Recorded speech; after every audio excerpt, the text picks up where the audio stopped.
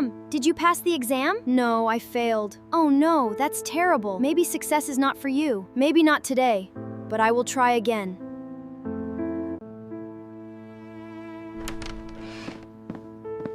I failed my exam.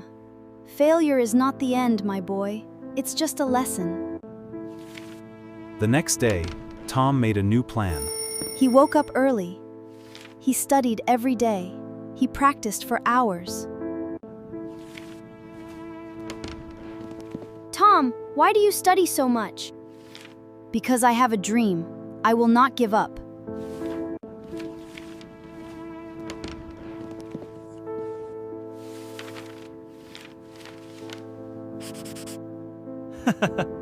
One day, Tom started his own company.